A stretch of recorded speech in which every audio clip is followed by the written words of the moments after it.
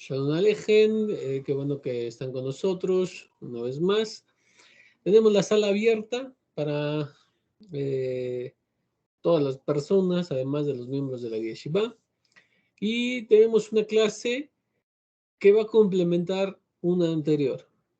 Como le envía a los grupos, le dije que era recomendable ver primeramente la de los nazarenos. Estamos hablando de las primeras comunidades.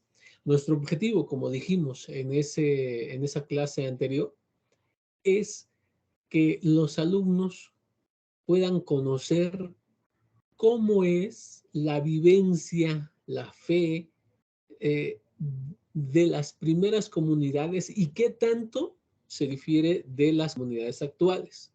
Lamentablemente se ha metido muchas cosas que no son parte de la Torá, no existían en la mente de los alumnos y de hecho están fuera de todo judaísmo, pero la gente desconoce eso. Bueno, entonces lo que estamos haciendo es recurrir al estudio de estas primeras comunidades para que nosotros podamos nosotros, claro, dice que no se escucha. ¿Alguien más está también con esto que no se escucha? Parece que tengo activado todo. Entonces, no sé qué está pasando. A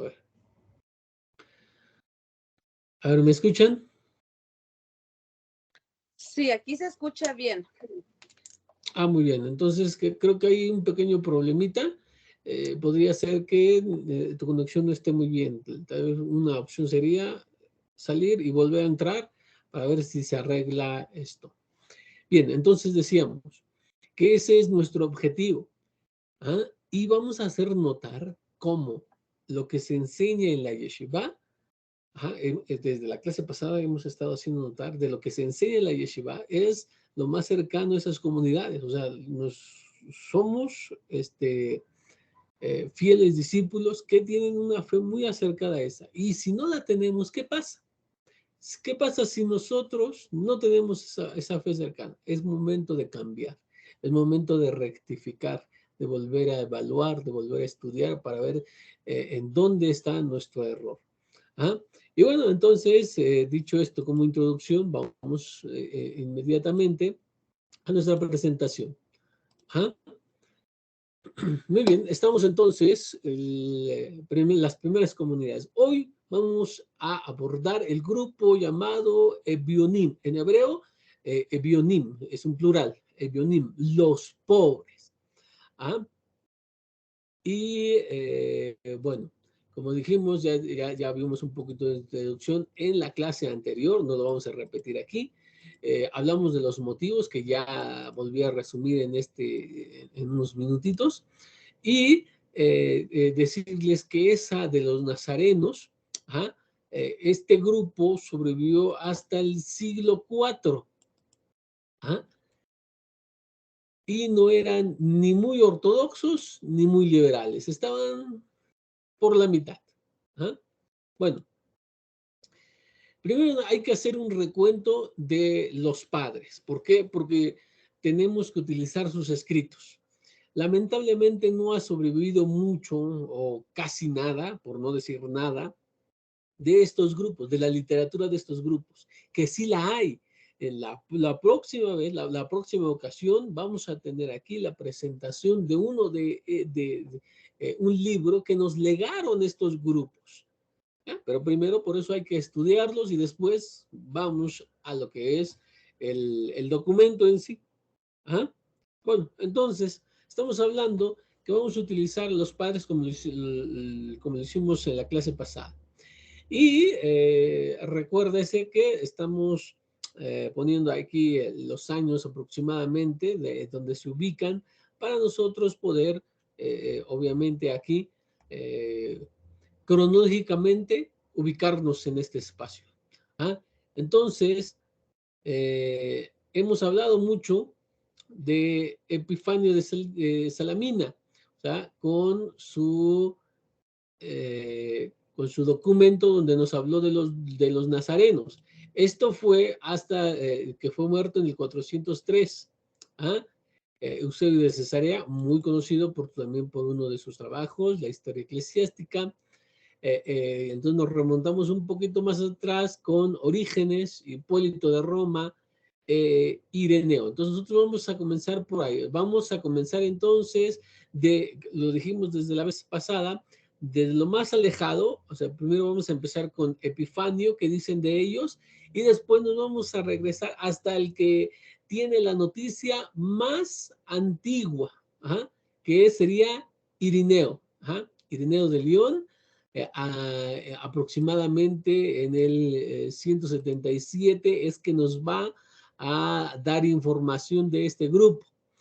En la siguiente clase nos remontaremos a Tertuliano, pero sobre todo a Justino, o sea, regresándonos todavía más en, esta, en este recorrido histórico. Bueno, entonces, así lo haremos, dijimos, el viaje será tratando de ver un poquito de lo que dice Epifanio, Eusebio, Orígenes, Tertuliano, Irineo, y después nos concentraremos un poco en la literatura pseudoclementina y sobre todo con Justino en su célebre diálogo con Trifón, que es un documento que nosotros lo tenemos en audiolibro. Como recalco nuevamente, este documento siempre lo recomendamos a los alumnos para que vean que su fe no sea el cristianismo, sino su fe sea el judaísmo. Pero bien, entonces más o menos es lo que vamos a hacer en esta clase. Sin demorarnos mucho, vamos a hacerlo como lo hicimos con el grupo anterior. Esto es, primero el nombre. El nombre es... ¿por qué se llaman Ebionim? O los Ebionitas. ¿Sí? En hebreo es Ebionim, plural. En español usualmente lo van a encontrar como los Ebionitas. Entonces, ¿cómo es que llegaron a esto? Bueno, según Epifanio, según Tertuliano y también Hipólito, el nombre Ebionim es por su fundador. Es decir, que hubo una persona que se llamó Ebión, y este fundó el grupo y de ahí se les conoció con este nombre, como Ebión. Dice en Orígenes cuando escribe contra Celso, dice, aquellos judíos que creen en Jesús, lo voy a leer tal cual porque es el documento de ellos, ¿no? Nosotros no lo pronunciamos así, hacemos la aclaración, por supuesto que no. Pero bueno, aquí dice así. Aquellos judíos que creen en el Mesías no han abandonado la ley de sus padres, pues viven en conformidad con ella y deben su apelativo a la pobreza de la interpretación de la ley en efecto. Ebión es el nombre del pobre entre los judíos y ebionitas. El apelativo que dan aquellos judíos que han recibido a Jesús como el Cristo.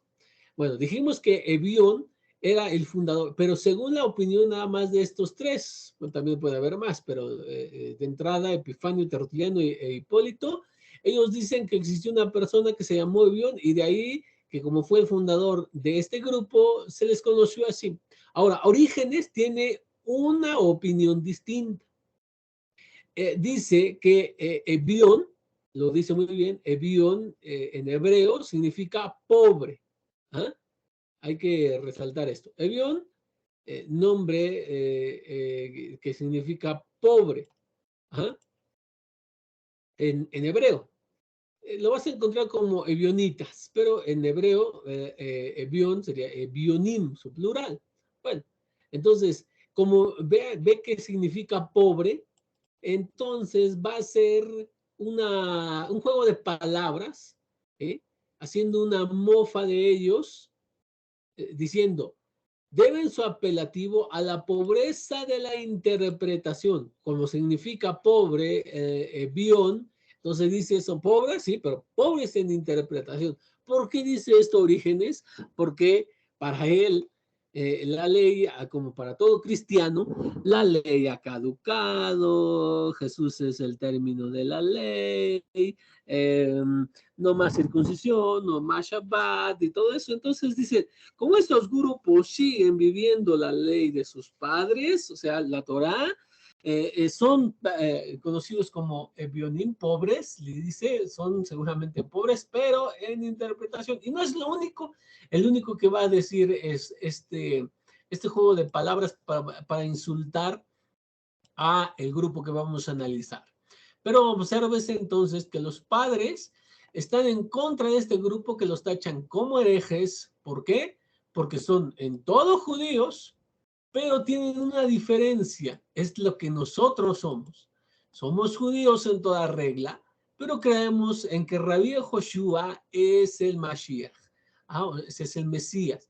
Y claro, nosotros no hemos abandonado la ley, sino que la cumplimos. Esto es lo que siempre ha pasado. Entonces, aquí tenemos otra. Dice, no son solo judíos carnales a los que hay que confundir sobre la circuncisión, sino también algunos de aquellos que aparentemente han recibido el nombre de Cristo y que, sin embargo, se imaginan que tienen que adoptar la circuncisión de la carne como los ebionitas. Como los ebionitas. Ay, no quería hacer eso, quería nada más esto, así. Y aquellos que, por una pobreza de espíritu semejante, se extravían con ellos. Entonces, ve aquí, nuevamente voy a utilizar un juego de palabras para insultarlos, de modo que les dicen aquí la pobreza de espíritu semejante. ¿Por qué? Porque dice, bueno, está bien que los judíos crean en la circuncisión, en la carne, está bien, dice, pero aquellos que aparentemente han recibido el nombre de Cristo, o sea, reconocían que había judíos que habían recibido esta buena noticia de la implantación del reino, el mensaje de Rabí Joshua, y lo consideraban el Mesías. Pero, dice, sin embargo, se imaginan que deben adoptar la circuncisión de la carne. Aquí van, nótese que no creían como algunos grupos, lamentablemente, de alumnos de Rabí Joshua, creen que es suficiente la circuncisión del corazón y no hacen Brit Milá. Eso es un completo error. No lo tuvieron los primeros grupos, ni los nazarenos, ni los ebionitas, que es lo que estamos estudiando hoy. No lo tienen los judíos. Eso es solamente la interpretación cristiana a ese mandamiento. Bueno, y tenemos en Historia Eclesiástica que dice, desde el principio se llamó con razón a estos hombres Ebionim, porque tenían sobre Cristo pensamientos pobres y miserables. Ahorita vamos a ver qué pensamientos tenían acerca del Mesías. Pero ya los cristianos tachan de Eusebio en esta obra, dice que tenían pensamientos pobres y miserables del Mesías. O sea, vuelve a usar nuevamente el término ebión, pobre en hebreo, pero para criticarlos e insultarlos. Porque según la teología cristiana, lo que ellos creían está mal. Bueno, entonces sigamos. Aquí ya hemos visto el nombre. Entonces hay dos opiniones. Hay quien dice que es por su fundador y hay otros que dicen que es por el término ebionim. Como no tenemos realmente nosotros, no tenemos un documento en el cual, a ver, voy a dejar de compartir tantito.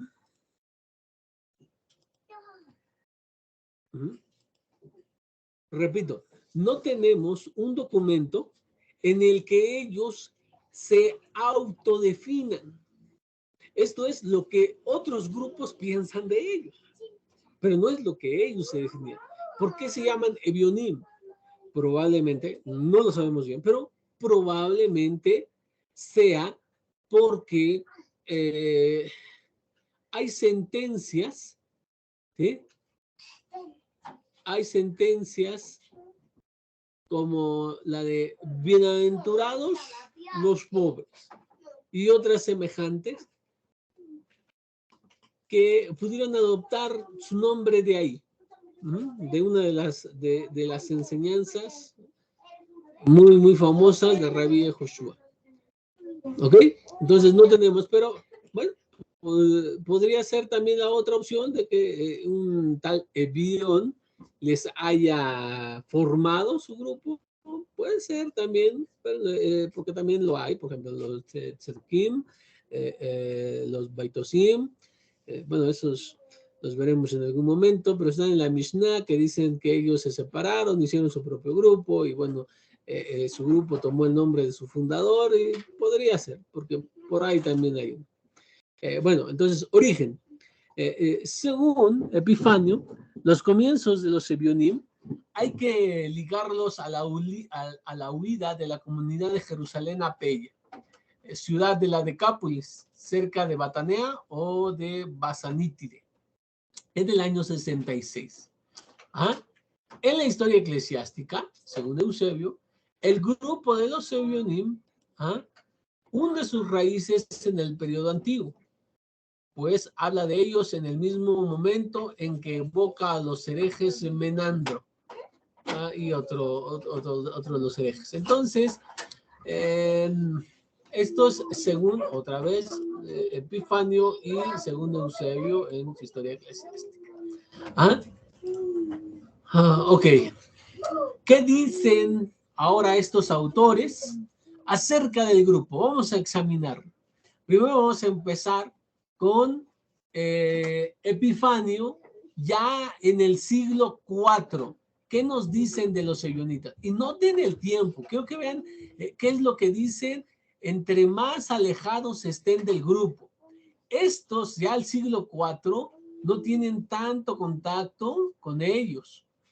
Y se puede también por el tiempo desvirtuar, que no, también no se dan el interés porque simplemente que los tachan de herejes y no se toman el tiempo como para examinar sus creencias, ¿no? Simplemente la traen como para advertir. Y Epifanio en su Panarión, precisamente en la caja de los remedios que habla de los herejes, va a traer a estos. Dice, los ebionitas, parecidos a los antes mencionados serintianos y nazoreos. O sea, dice que los ebionitas eran muy parecidos a los serintianos no los hemos visto, y tal vez al final, a manera de apéndices, hagamos una pequeña conexión para explicar un poco de los serintianos. Pero no lo sabemos todavía, no es nada seguro. Los nazareos ya los vimos, en los cuales se unió a alguna medida la secta de los samsaitas y de los elcasaitas. Escucha bien, ahora, los cuales decían que Cristo había sido creado en el cielo, al igual que el Espíritu Santo, pero que en un principio Cristo se encarnó en Adán. O sea, dice que estos, los samsiaitas y los elcasaitas, estaban cerca de ellos, ¿sí? Porque se unieron a los Ebionim, pero estos, a los elcasaitas, creían que el Mesías había sido creado en el cielo, o sea, era celeste, igual que aquí ya tienen a un Ruach HaKodesh personalizado, pero en el principio el Mesías se encarnó como Adán, y que cada cierto tiempo él se despoja de Adán y se reviste nuevamente. Dicen que esto es lo que él ha hecho en su aparición carnal. Lo primero que va a tachar son estas partes, estos dos grupos que se unieron a los Ebionim.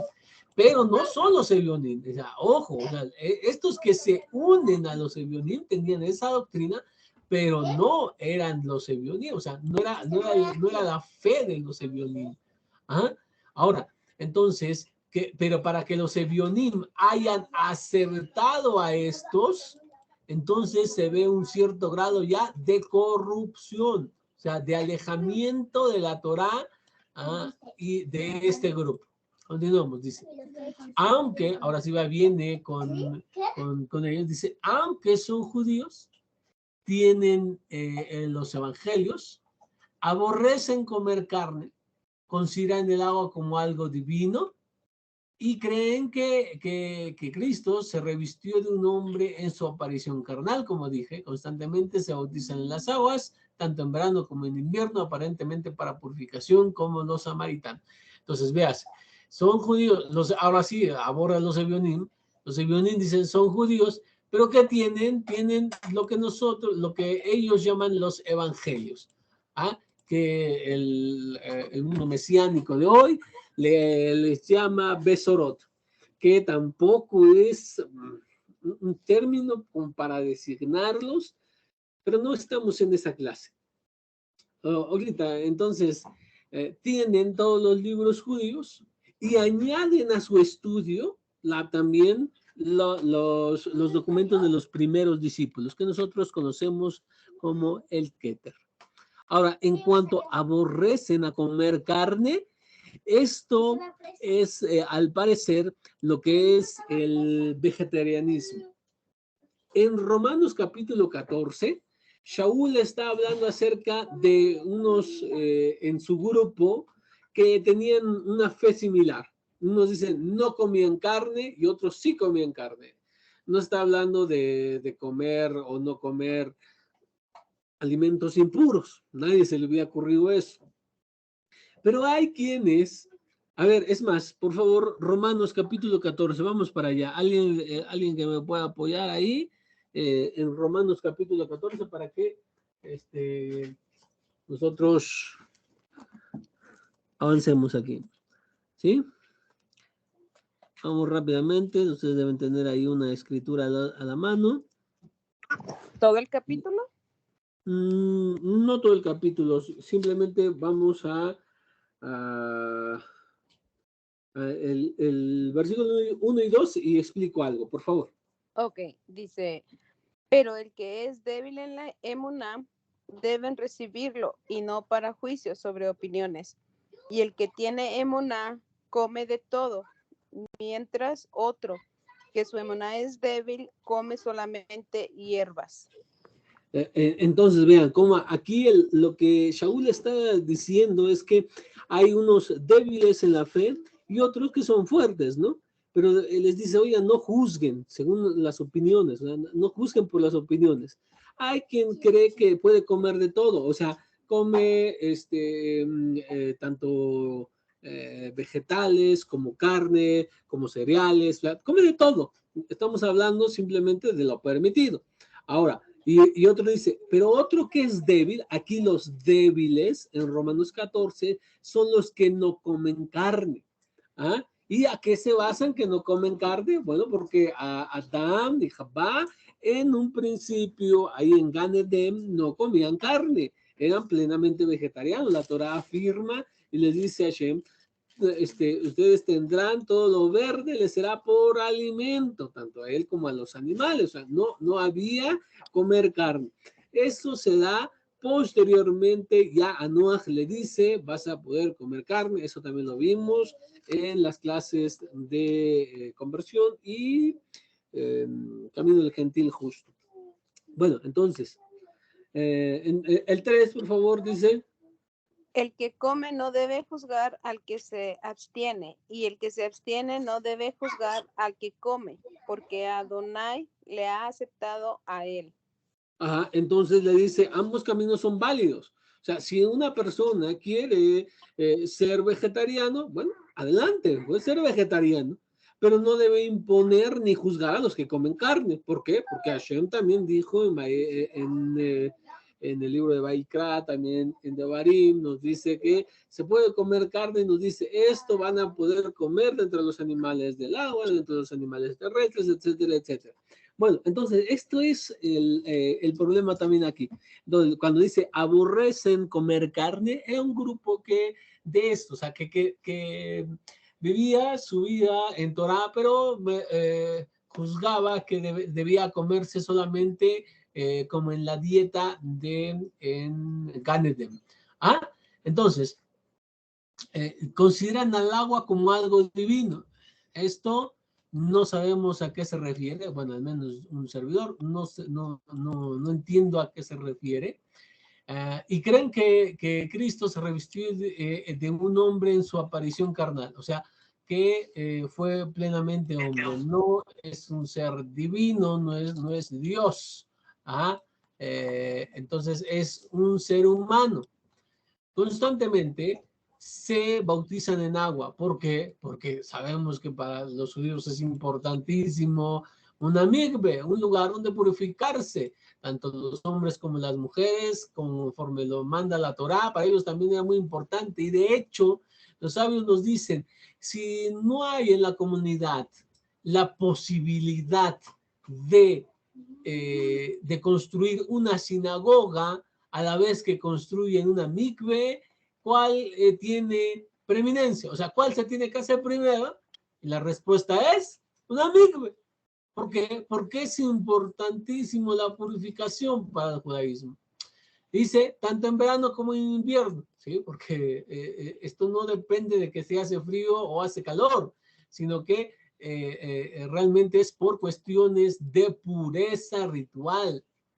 Aparentemente para purificación, no es aparentemente, es para eso, para purificación, como los samaritanos. Esto lo dice Epifanio en su Panarión, aquí está.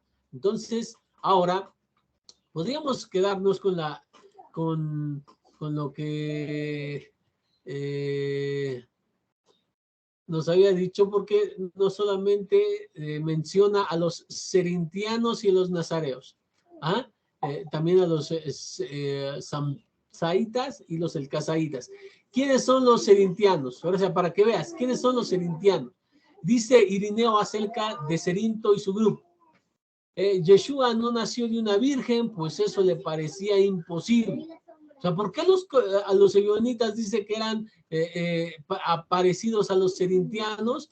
Porque nunca los primeros discípulos nunca creyeron en un nacimiento virginal, no creyeron en una concepción virginal, que el Ruach HaKodesh, que el Espíritu Santo vino sobre María y ella la embaraza y nada de eso. Eso es pura idolatría, pura cuestión ajena a la Torá. Entonces, porque los ebionitas, ojo, los ebionitas, los nazarenos, las comunidades más antiguas, nada que ver con ese tipo de falacias. Lamentablemente en nuestros días, muchos de los discípulos de Rabí Joshua creen en esa hasta aberrante doctrina. Ahora, no vamos a explicar eso ahí, ya tenemos varios videos, varias clases grabadas sobre el tema, donde demostramos incluso con la Reina Valera, que es la más utilizada por los cristianos, hasta con la Reina Valera demostramos que eso no es lo que dice el texto. Te han engañado, no dice eso el texto.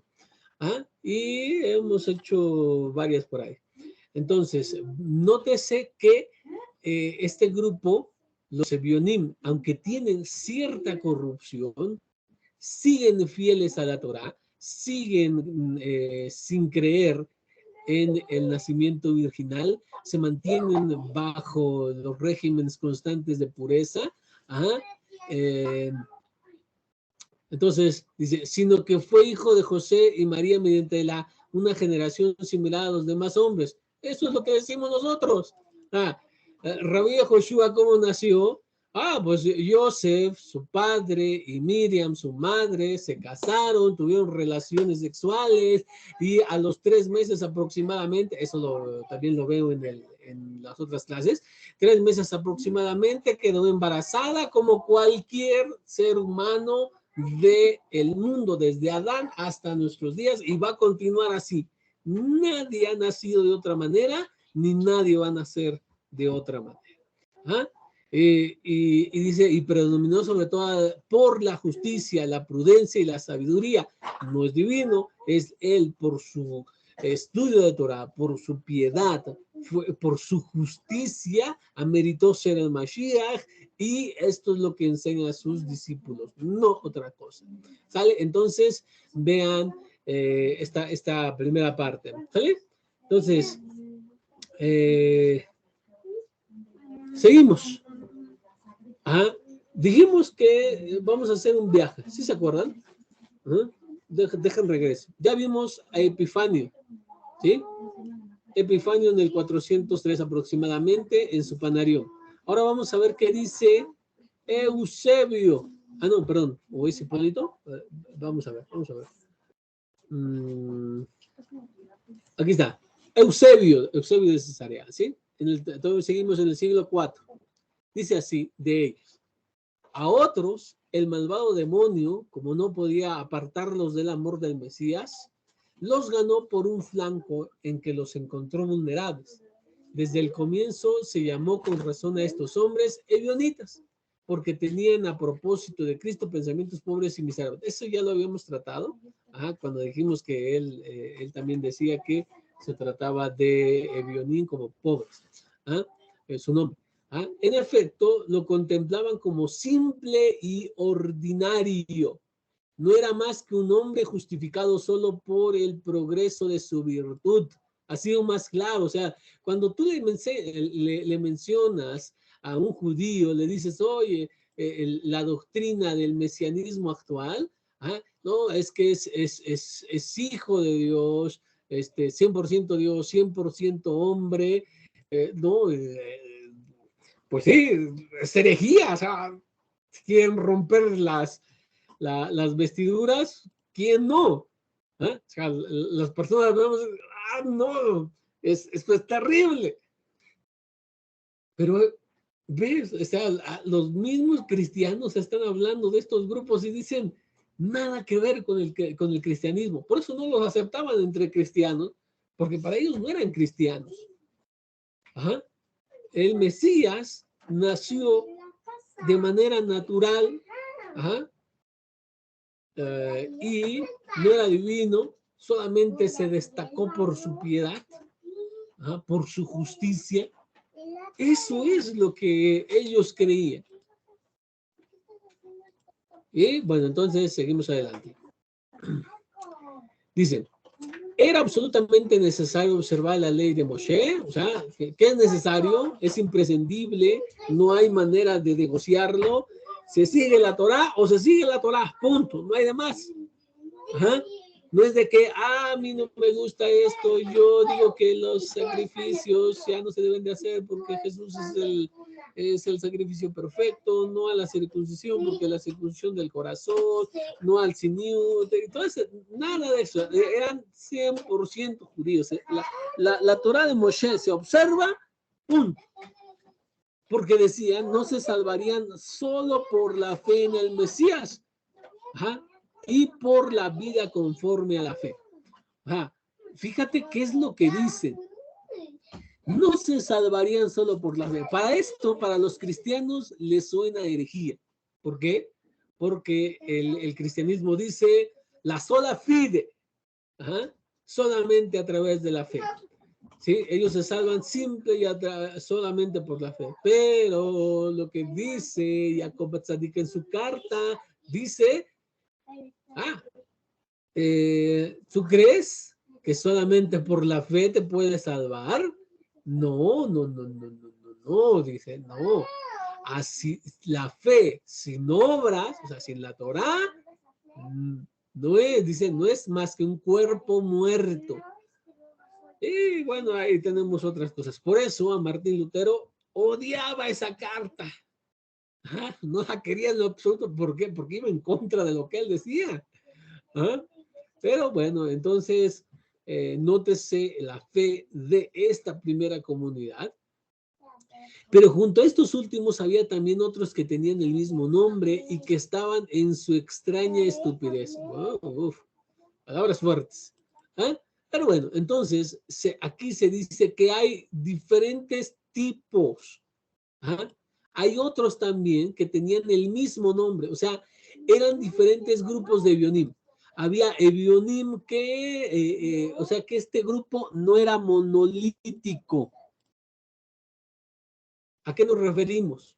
Sí, eran los Evionim, ok, eran los Evionim, pero dentro de estos había quienes creían una cosa más, otros una cosa menos, y así. O sea, dentro de ellos había una división.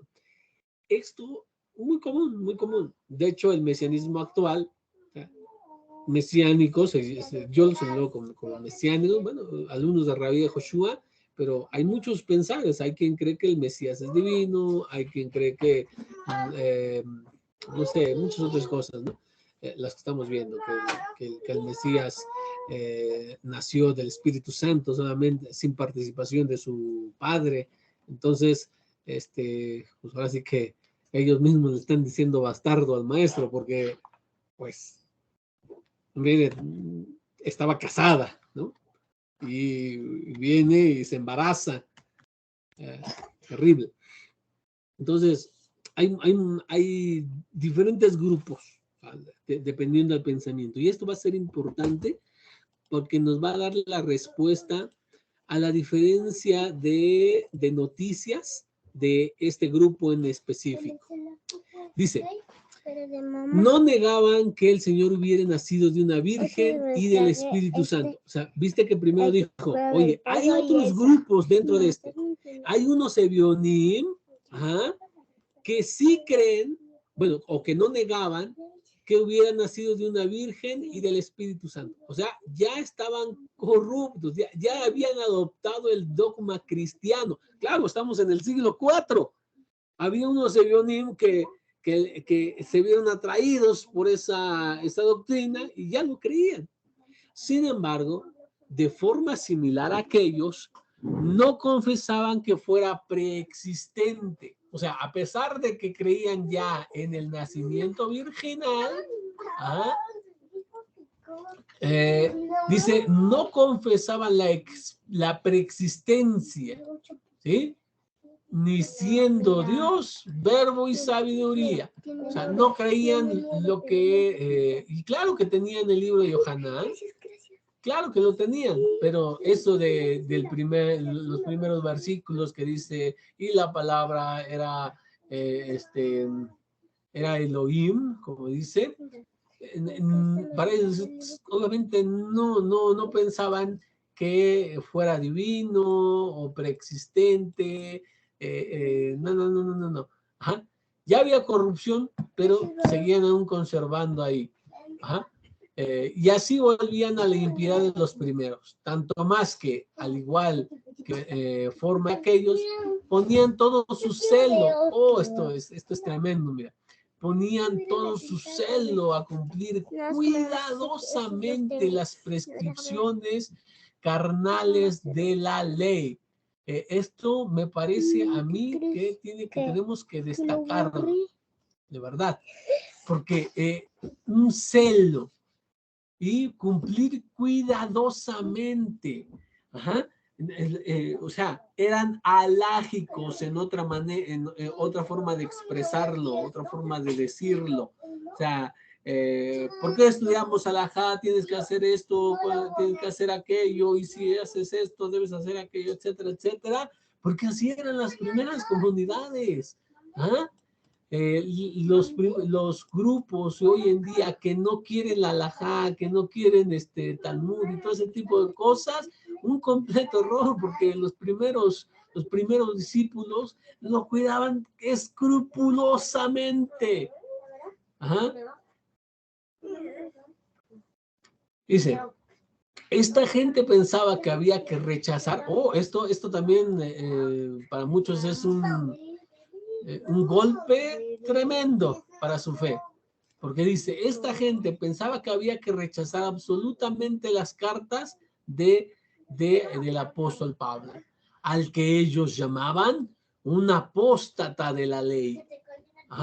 Entonces este grupo estaba en contra de Shaul y se servían únicamente del evangelio llamado de los hebreos. O sea, decían, imagínate si en nuestros días, vamos a ponerlo así, en nuestros días, que uno de los alumnos de Rabí Joshua de nuestros días le dijera una máquina del tiempo, por así decirlo, ¿no?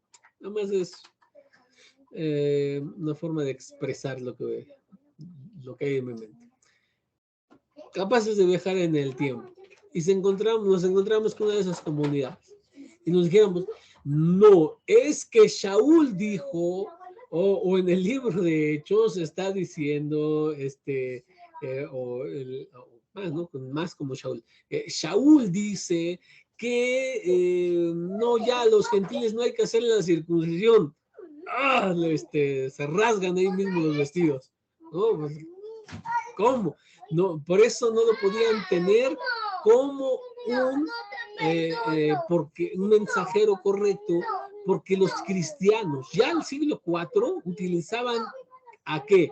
Las cartas de Shaul para invalidar toda la Torá. ¿Cómo invalidan la Torá? ¿Cómo dicen, ya no hay que cumplir la Torá?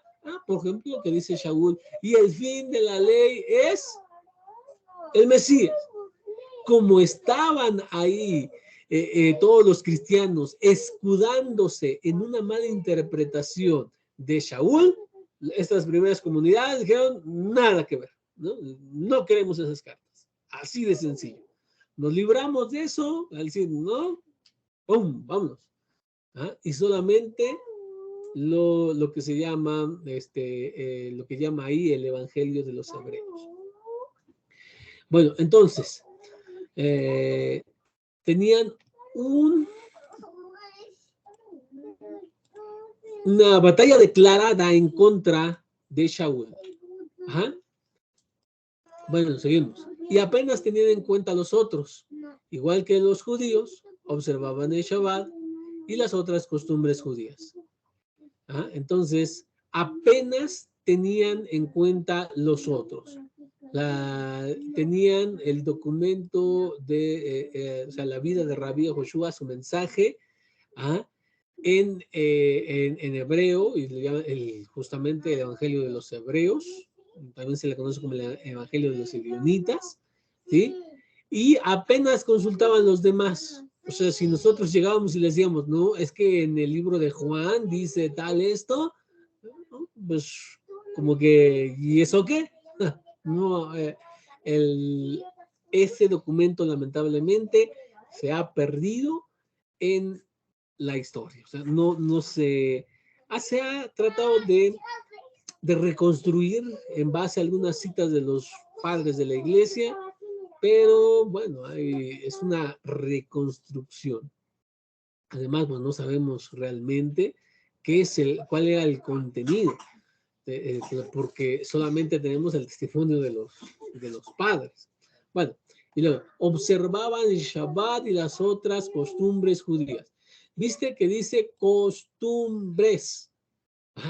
Es que mucha gente dice, oye, es que eso no es Torah, eso es una costumbre judía, o eso ya no es Torah, eso es interpretación de los sabios, o cualquier cosa, y les hubieran dicho a estos primeros discípulos, ¿y? ¿Cuál es el problema? Es Torah, es lo que hubieran contestado estas primeras comunidades. Lamentablemente, insisto, en nuestros días se ve como algo demasiado judío, y por eso los grupos de hoy en día, estamos hablando de algunos, no de todos, se dicen hebreos o se dicen israelitas. No les gusta el término judío porque dicen, porque eso los identificaría con judaísmo. Entonces dicen mejor, nosotros no somos judíos, somos hebreos. Y ya que sienten que con eso ya se libraron de tradición, se libraron de alajá, se libraron de todo, y ya pueden hacer lo que ellos quieran y gusten y manden. De eso no se trata. ¿Quién conservó el camino de los hebreos? O sea, nadie.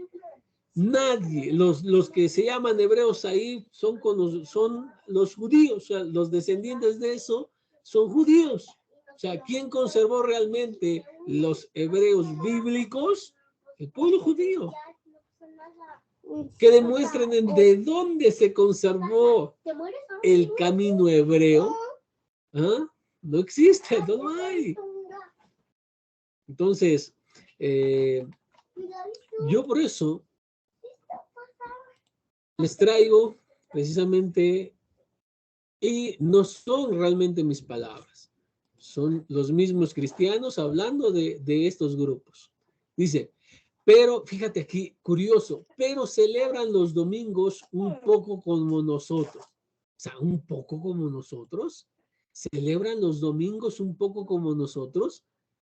Esto es a que los Yehudim, después de Shabbat, normalmente después de Shabbat, se hace una conferencia. Realmente en Motzai Shabbat, de hecho todavía en muchos grupos es así. Se sigue haciendo en Motzai Shabbat, o sea, inmediatamente al salir Shabbat, se tiene una conferencia y bueno, también los domingos, pues como hay una reunión, se da la tefilá y se estudiaba algo, ¿no? Entonces, eso es a lo que se refieren como celebran un poco el domingo como nosotros, porque al igual que Shaul, dice, festejaba Shabbat con estas comunidades con las que él compartía, y dice que en ocasiones, estando por salir, se quedaban muy tarde hasta el primer día de la semana, y ven que hasta un día uno se durmió por ahí y se cayó, y bueno, algo lamentable, ¿no? Porque se extendió muchísimo. Y entonces, eso de ellos lo veían como un poco de celebración del domingo.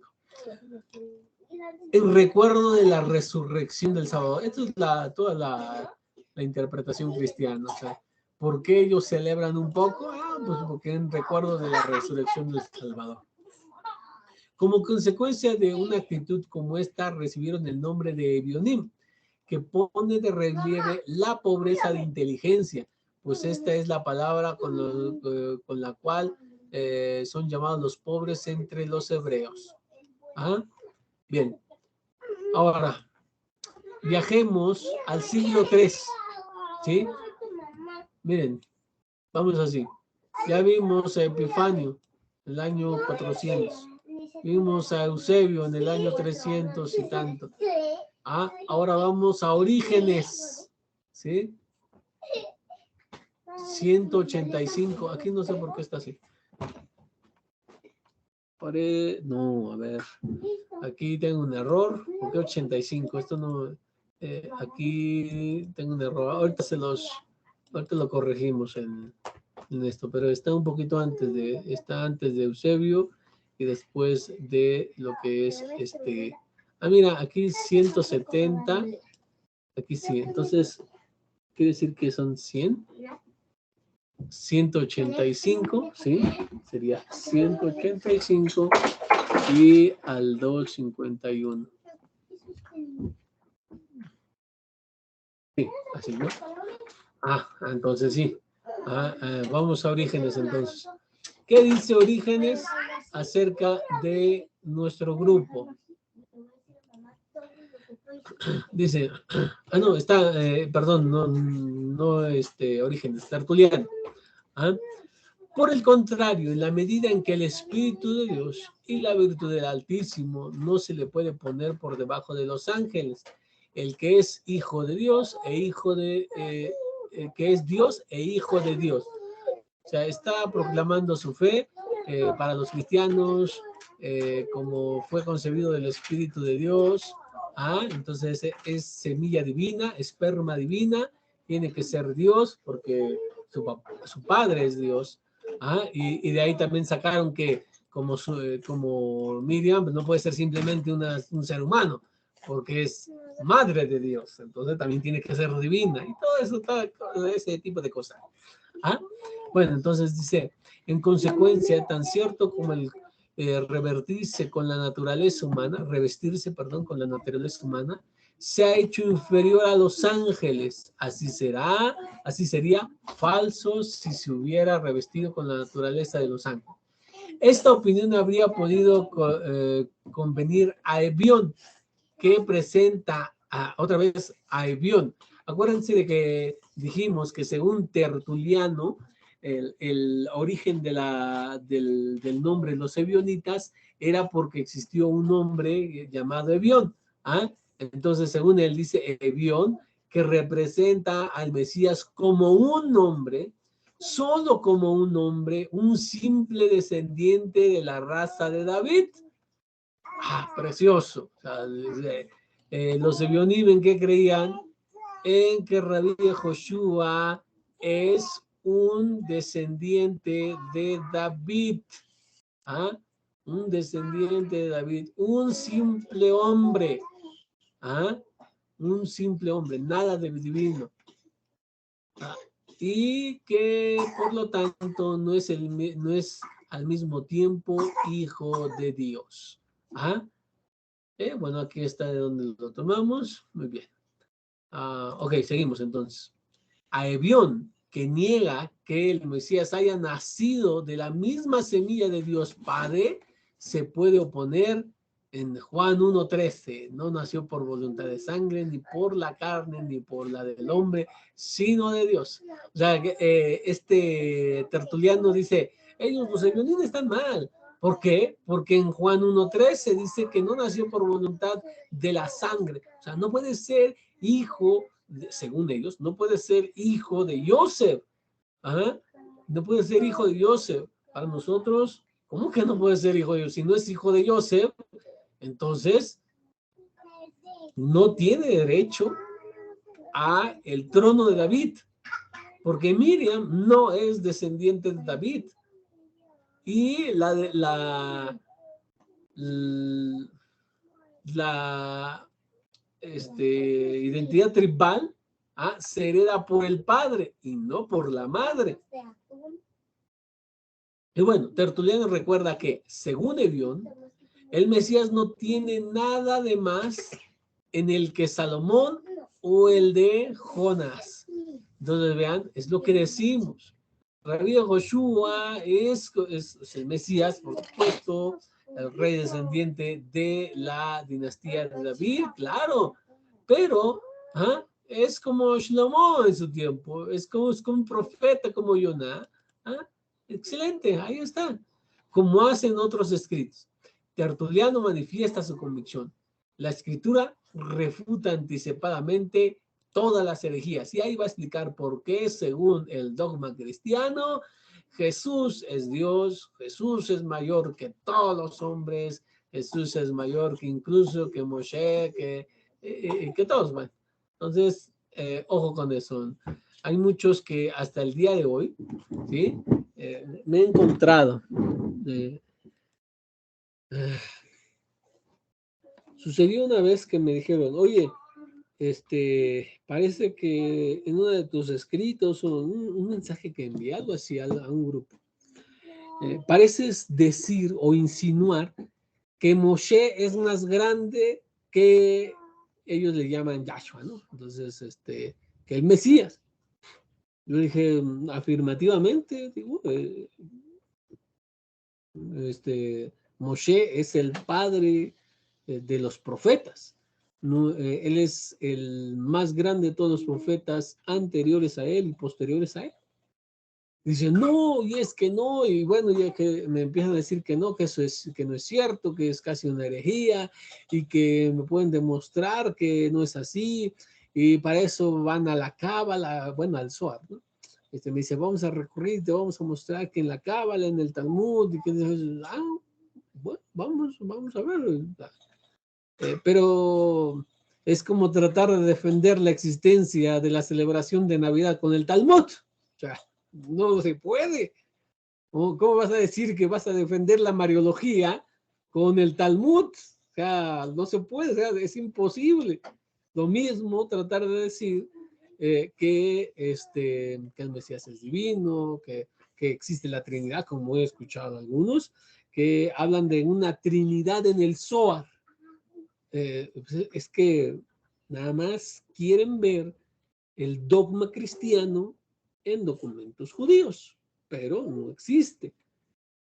Que la muerte vicaria te lo podemos demostrar en el Talmud y que no, perdón, pero no se puede. Un texto aislado del Talmud no va a demostrarte. Y de por cierto vamos a hacer esa clase. Pero bueno, eso va a ser un poquito más adelante. Bueno, entonces, sigamos. Orígenes, vamos a lo que dice Orígenes. Una virgen es madre, he aquí un signo de contradicción. Los marcionitas se oponen a este signo y afirman con insistencia que el Mesías no nació de una mujer. Ahora viene nuestro grupo. Los ebionitas se oponen a este signo y dicen que nació de un hombre y de una mujer. Ajá. Los ebionim que dicen, Joseph se casó con Miriam, tuvieron relaciones sexuales, no quedó embarazada a la primera vez, como toda pareja judía, como toda pareja casada, vive su sexualidad, tiene la mitzvah de procrear, como dice, prururbu, de la primera de todas las mitzvot de la Torá, inician si leemos desde Bereshit 1.1 hasta Deuteronomio, la primera que aparece es esta, es multiplicarse, tener descendencia. Y eso es lo que hace Yosef con Miriam. ¿Y eso le quita algo a Rabbi Joshua? Nada. O sea, de su dignidad o algo, lo único que le quita es una creencia pagana de que un ser divino, como al estilo de los dioses griegos, pueden meterse con una mortal y de ahí nace un semidios que sería hijo de Dios y también tendría algo de humano y tendría algo de divino, como ocurre con Hércules, por ejemplo, y ese tipo de cosas, que eso es lo único que le quitaría. Entonces Rabbi Joshua sale ganando cuando decimos que nació como cualquier otro ser humano, producto de la relación entre entre su padre y su madre, como ocurre en el nacimiento de todos. Aquí está su homilia. Entonces los ebionim que creen no creen en ¿cómo se llama? Un nacimiento o concepción virginal, nada de eso. Y hasta hoy, incitados por las palabras ilegales del sumo sacerdote, los ebionim golpean al apóstol de Jesucristo con palabras vergonzosas, o sea, están en contra de lo que utilizan los cristianos en ese punto, que son las cartas de Shaul. No, lamentablemente sigue siendo esto muy cierto, porque les dicen, es que tal esto, y dicen, no, es que el apóstol Pablo dice en tal, y les importa poco que la Torah afirme que se tiene que hacer o que no se tiene que hacer. Dicen ellos, no, es que Pablo ahí dijo, o Shaul lo dijo por ahí, entonces, ¿qué? ¿Shaul es más grande que Hashem? Hashbe Shalom, o sea, no podemos decir que lo que dice Pablo, aunque lo diga, que no es cierto. Realmente todo eso es una mala interpretación de sus palabras, ¿sí? Pero vamos a suponer que lo dijera, no puede venir y anular a los profetas que hablaron en nombre de Hashem. Ahí mismo dice, Hashem habló a Moshe y dijo. A ver, ¿dónde dice que el Eterno habló a Shaul? Ninguna parte. O sea, no se encuentra así. Claro, tenía Raja Kodesh, pero lo que quiero enfatizar es que vean la diferencia con que el Tanaj registra, o la autoridad que le da a las palabras de los profetas, que le dicen, y Hashem habló por ejemplo, a Zeharías y Ezequiel y tal, y eso es mucho más, con mucha más autoridad. Es lo que vimos en Introducción a la Literatura Judía. Nada del Keter puedes venir y decir, es que eso en el Keter está, o Pablo, lo que quieras. No puedes venir y hablar en contra del Tanaj. El Tanaj es la máxima autoridad. Y dentro del Tanaj, la Torah. Aunque tú interpretes algo ahí por Teilín y que digas, es que el rey David ahí en Teilín dijo algo, no, aunque quieras eso, la Torah tiene todavía más peso que todo el resto de este compendio que es el Tanaj. Bueno, Terminamos con con Eusebio de Cesarea. Eusebio de Cesarea en Historia Eclesiástica dice, rechazan completamente las cartas de Shaul. Entonces había, insisto, hay diferentes grupos de Bionim y uno de ellos rechazan plenamente a Shaul. Y esto es realmente por la mala interpretación que le dan los cristianos, al que ellos llaman apóstata de la ley, sirviéndose únicamente del evangelio llamado de los hebreos y teniendo un poco en cuenta los otros. ¿Ah? Ok. Nos remontamos, si me permiten extenderme un poquito más, nos remontamos al siglo II con Irineo de León. ¿Ah? Ahora, ¿qué dicen Irineo? Ahora, en el siglo II, ¿qué dicen de los Ebionim? Dicen, aquellos a los que se llama ebionitas admiten que el mundo está hecho por el verdadero Dios, pero por lo que respecta al Señor, profesan las mismas opiniones de Cerinto y Carpócrates. ¿Se acuerdan que ya vimos qué dice Cerinto? ¿Ah? Para los que no se acuerdan, vamos a regresarnos un poquito para acá. Cerinto, ¿ah? El Mesías no nació de una virgen, es hijo de Joseph y de Miriam, vía coito, como todos los demás, y solamente destaca por su justicia. Ajá. Esa noticia se repite y se repite vez tras vez. Lo vemos en estos documentos, se repite y se repite y se repite, nos debe quedar muy claro. ¿Ah? No se le puede poner debajo de, dice, no, estamos más abajo, estamos en Orígenes ya. Dice, no, estábamos en Irineo, perdón. Entonces dicen que el mundo está hecho por el verdadero Dios. Es que antes Irineo está discutiendo con algunos que creen que el mundo no fue creado por el Dios verdadero, sino que el Dios de los judíos, el que está en el Tanaj, creen que es otro Dios que no sabe del primer Dios, y que el mundo fue creado por ese segundo Dios, el Dios de los judíos, el Dios del Tanaj, y que el Mesías vendría siendo hijo del primer Dios.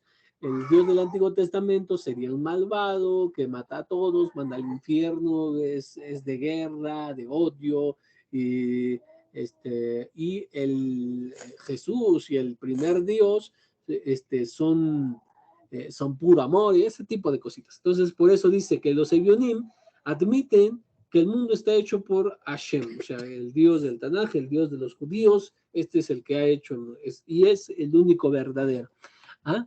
Entonces, pero dice que profesan lo mismo que Cerinto, ya vimos que no lo del el nacimiento virginal y que eso todo. No utilizan más que el Evangelio de Mateo. Aquí nos llaman el Evangelio de Matitián de hebreo. ¿Sí? Y rechazan a Shaul Ashaliach. En el siglo II, fíjate, ya rechazaban a Shaul, las cartas de Shaul, al que acusan de apostasía con respecto a la ley. Se aplican a comentar las profecías con una minucia excesiva, o sea, son muy dados a lo que es el estudio de las profecías. A manera de, ¿se acuerdan que en Qumran tenemos lo que se llaman los Pesharim? Más o menos así. O sea, son profecías, si la examinan a la luz de su comunidad, a la luz de su entendimiento, bueno, así hacen estos también. Practican la circuncisión y perseveran, o sea, que se esfuerzan y van mejorando su observancia de las costumbres legales y las prácticas judías. O sea, este grupo no decía, bueno, es que yo no sé, es que no siempre hay un lugar para mejorar, van y estudian Alajot, van y estudian Torah oral, y van y hacen, hasta el punto de llegar a adorar a Jerusalén. Fíjate cómo dice que adoran a Jerusalén como la casa de Dios. estos, como todo judío, hacen la tefilá, una tefilá por medio de esta tefilá ya establecida, mirando hacia Jerusalén. Lo tenemos desde el Tanaj, 3 veces al día, mirando hacia Jerusalén, porque ahí está la casa de Hashem. No han rechazado el templo es el lugar más sagrado del mundo. De hecho, no sé si, creo que ya les dije a ustedes, pero hemos hablado de los 10, nada más mencionamos, lamentablemente no nos dio el tiempo de exponer un poquito acerca de esos 10 niveles de santidad y lo que es el templo tiene muchos niveles de santidad y está el lugar más sagrado de todo el mundo. En la esfera, hay tres tipos de esferas. La esfera del espacio, hay diferentes tipos de niveles de santidad. En las esferas del tiempo hay diferentes tipos de niveles de santidad y en la esfera del alma. Ajá.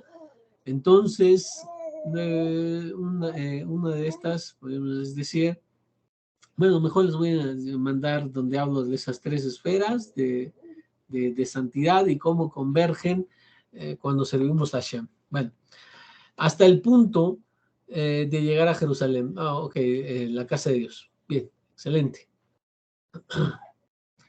Esto es Irineo.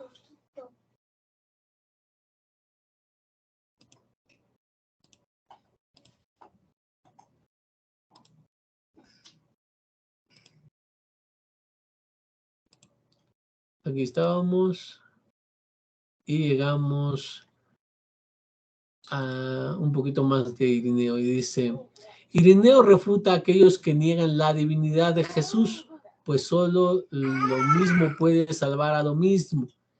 Esto se va a convertir en el entendimiento de los que creen que Rabbi Joshua es divino. Solo lo mismo puede salvar a lo mismo. ¿Han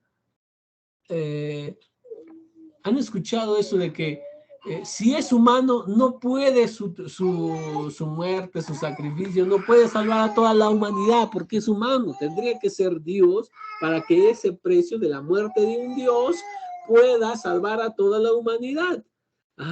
Y tiene que ser humano porque no puede ser nada más simplemente divino, porque no estaría pagando por las almas humanas. O sea, tiene que ser 100% humano para pagar por los mismos humanos y tiene que ser 100% Dios para poder pagar por toda la humanidad. Si no, nada más podría pagar por uno, digamos. Y bueno, dice, relee el Evangelio subrayando la necesidad de la divinidad de Cristo para la salvación. O sea, lo que va a hacer Irineo es lo que siempre han hecho, ¿no? Releer y tratar de ver ahí todo por qué es necesario que sea divino. Y yo conversaba una vez con una persona, ya hace mucho, y me decía, no sé qué me quitas, pero algo me quitas, o sea, me siento despojado. Si tú no lo haces divino, algo me quitas. Y bueno, pues entonces más o menos es esto. Los ebionitas siguen las traducciones griegas de los judíos Teodón de Éfeso y Aquila del Ponto. Los ebionim siguen las traducciones griegas de, por ejemplo, Aquila. Teodón.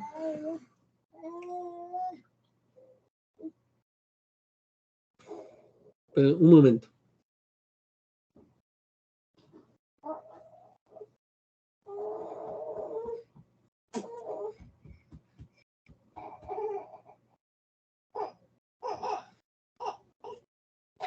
Bueno, entonces, Aquila.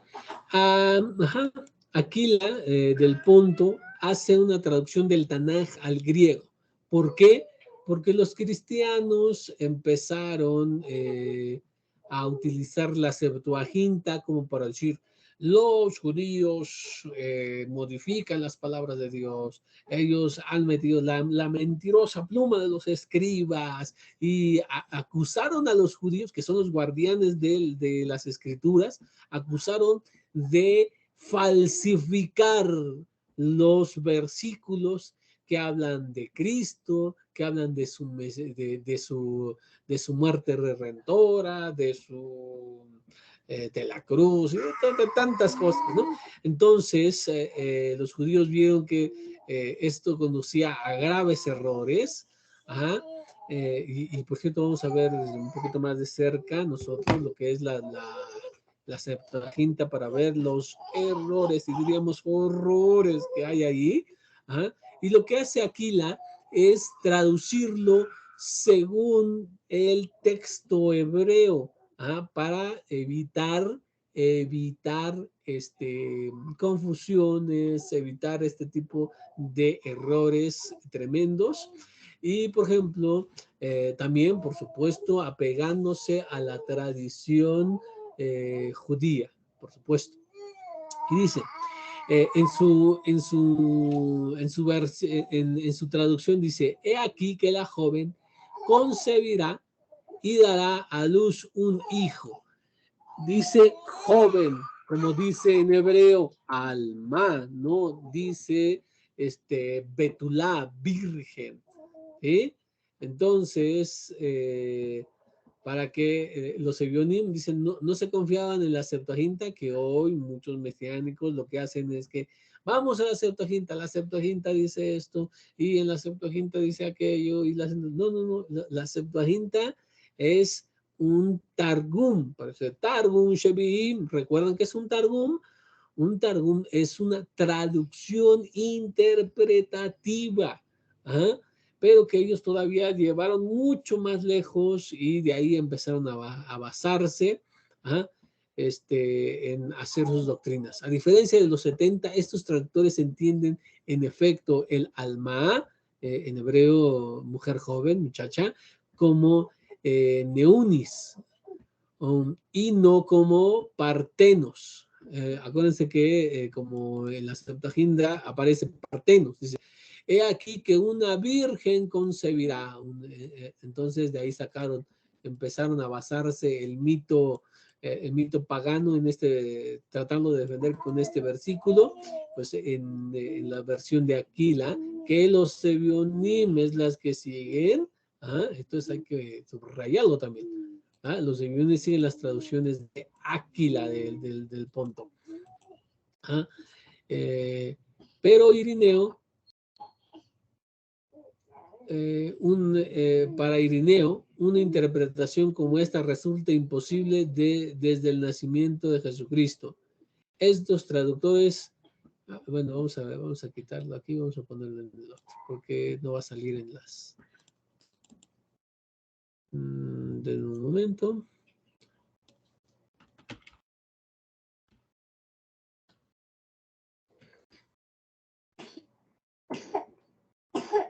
Para que salgan bien las notas.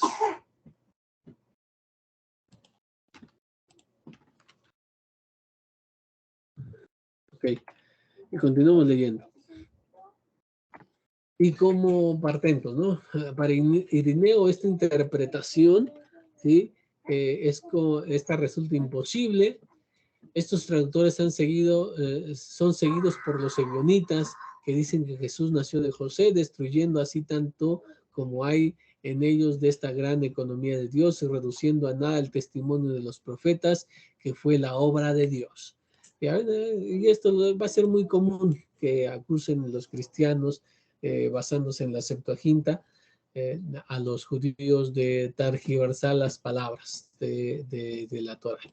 Y no, el mismo Keter dice a quién se le dio la custodia para que ellos fueran los guardianes de las escrituras, al pueblo judío.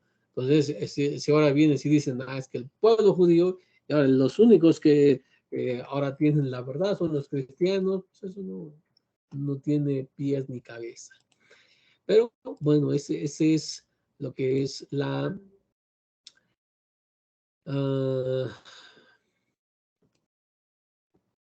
la doctrina cristiana. Muy bien, entonces con esto vamos a terminar, perdón por alargarme, pero quería terminar en una sesión y no dar 2 sesiones. ¿Ah? Bien, entonces con esto terminamos. Vamos a hacer una pequeña sección de preguntas.